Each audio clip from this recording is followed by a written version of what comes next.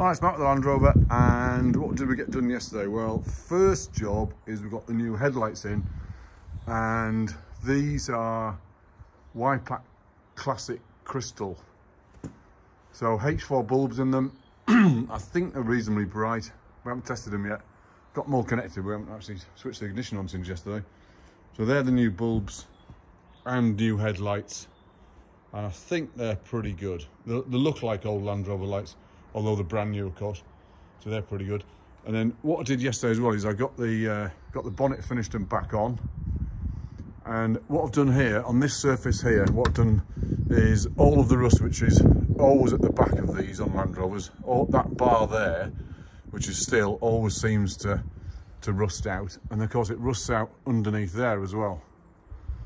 So what I've done, rubbed it all down, wire brushed it, sanded it, got rid of all the old rust on the bonnet, and then what I've done is put furtan on it. Furtan's used on bridges and cranes and stuff to keep them from rusting. So I let that dry. Then we put, it's called red oxide nowadays. It used to be called lead oxide, but they took lead out of it. So red oxide, which I think is zinc paste paint. That's the bit of red you can see there. I've got to do a little spray there. And so it's lead oxide, or red oxided. That protects it.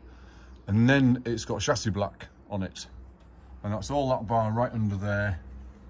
So there's no rust left under there at all.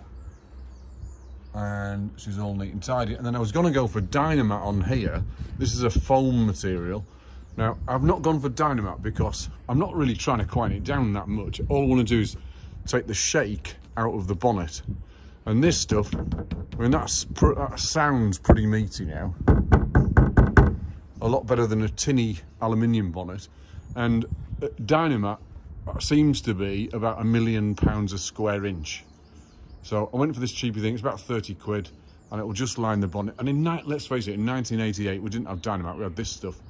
That's what they used to line. I mean, the original stuff down there behind the engine bay, that's the original stuff there, and it's no different to this that's on here. So use your roller, cut it to size. Use your roller. I've put some pieces in there to, in the holes to cover it, and that's our bonnet done. So our front end's looking quite good. And then what I did, I've got the original stickers for the heater box. So I put a new heater box sticker on. Then we've got the oil sticker, which is that one there, the used manufacturer's oil. Then we had the .4 on there, the .4 brake fluid sticker. And then we've got the power steering sticker on there. That's quite good, isn't it? And then on this side, I think we've got the washer fluid sticker on there.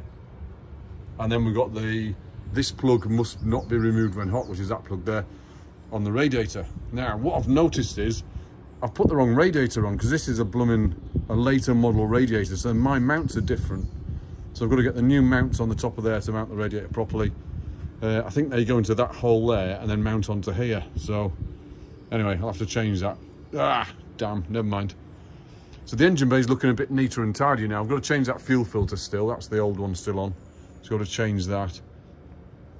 Then work out, I think I've fathomed out my air filter thing, which is going there, the air filter. So I'm going to make a plate which attaches to this bracket here, a square plate, probably out of alley so it doesn't rust, and then attach the air filter about there. Bear in mind, I want to stay clear of that dipstick. Some people actually bash this and then move it upwards to make it clear. I'm going to try and get it in there with a bit of luck so I can pull the dipstick out when the air cleaner's there, but just sit it in there. And then a pipe from the air cleaner goes from this back and then down into the turbo, and that's my air cleaner solution done. I'm using aftermarket stuff apart from the filter housing, which is an old 2.5 naturally turburated, 2.5 TD, which is the engine that's originally came within this truck. So I'm going to use the original air filter, so it looks LandRover-y. That's the whole point. So we're looking pretty good so far. Haven't solved this bit yet, this pipe maneuver, but I might just leave it like that because that works. And then with electric fan connected, which is there, I might just run it like that for now and then solve that problem later. It's not actually a problem, it's just not original, because then I can put the cowl on later and make it look more original, but never mind for that. I'll do that at a later date. So what jobs we're doing today? Well, I'm going to fit the indicators and the front side lights, fit them on so we've got a front end working. In the back, what I've been doing is I've been kind of making boxes and rebuilding boxes. So I've got a kind of a side box there, gun box there, which has got a compression lock on, and that's weatherproof. That's pretty good. That's going to be bolted down. That's not bolted down yet, but that fits nicely on that side and fully opens. Then I've got an old 1967. I think it's not a jerry can. What's it called? 1967. It's a food container. Basically, that's actually stainless steel, but the stainless, because it's 1967, the stainless steel has started to go. So I've got it powder coated in stainless steel. So it looks stainless steel, but be outside. That's going to be bolted there. That's just for sandwiches and stuff. And I've got 3 mini jerry cans to power the heater, which sits in there. Sits about there. Eventually, I've not put it in yet, but it'll sit about there. So that's what I've done with the back. So these jerry cans, they're all hammerited because these are ancient, these things. Now, they look like normal jerry cans, but they're actually, with the old handle at the top there, but they're actually only 5 litre jerry cans. They're only small ones. So they look a little bit dinky in there. And then a web strap just from eBay. It's nothing expensive, just to hold them down. So I'll bolt the box down to the base, you know, to the back, and then these will all stay solid. They can stay there forever then. The hammerite protects them from rusting away. So that's what I've done with the back. Jobs today, I haven't got a clue yet, so I'm going to sit in my garage and contemplate for a minute and see what I'm going to do today. So my name's Mark, tuning out.